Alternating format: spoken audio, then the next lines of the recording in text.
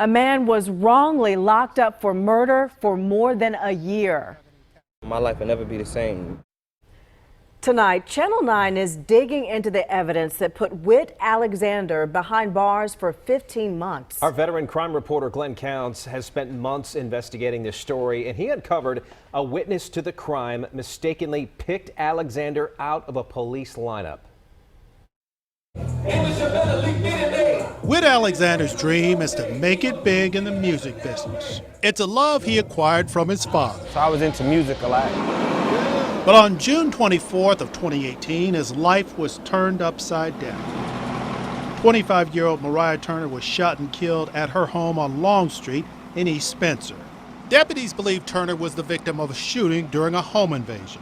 They didn't have much to go on, but they caught what seemed to be a lucky break in Alfonso Ross. And I've seen his face. This is their interview with Ross. He was an eyewitness to the crime and claimed he had been threatened by the gunman.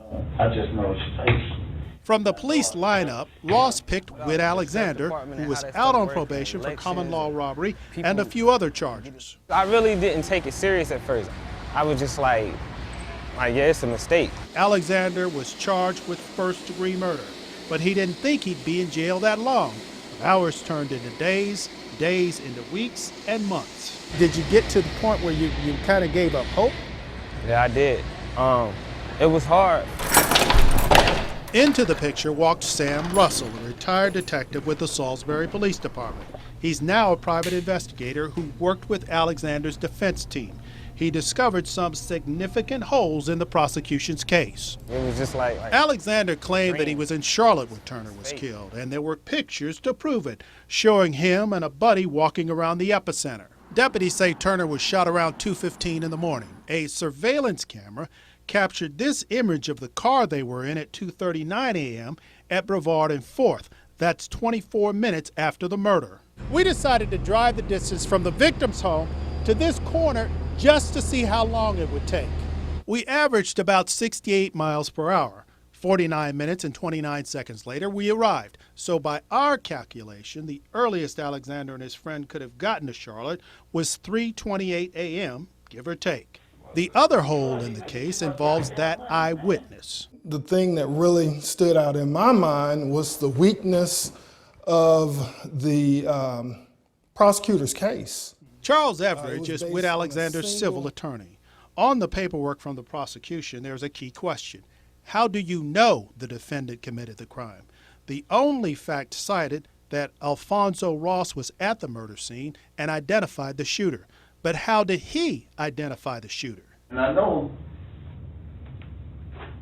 he know me, but I don't know his name. So at 4:50 a.m., deputies brought in some help. The brother of Mariah Turner and his girlfriend, who used their cell phones to show Ross a couple of pictures. This is video of that exchange. That's him. There you go.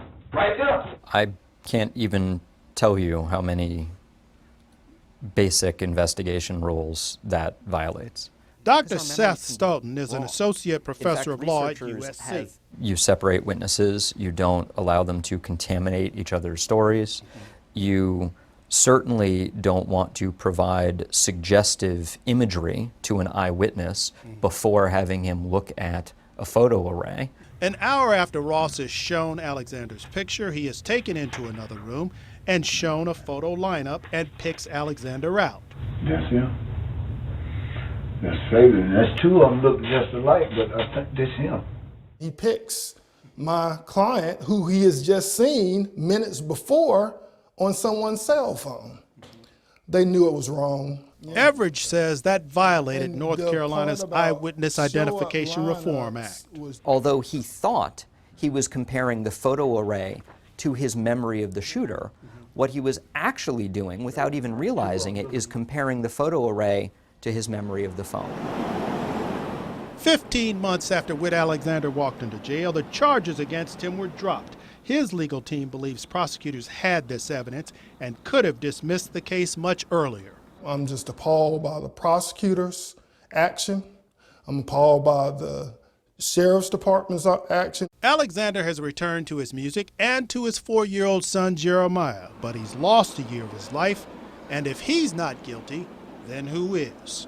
there's a person that for over a year now hasn't been prosecuted, hasn't been pursued. That image that they made me out to be, like, that's not who I am.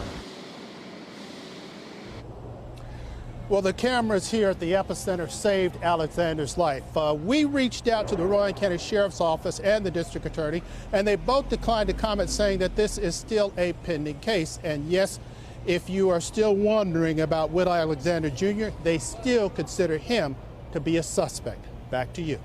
All right, still a suspect, but at this point, considering the loss of over a year of his life, and certainly I'm sure frustrating for him to deal with. Glenn, thank you.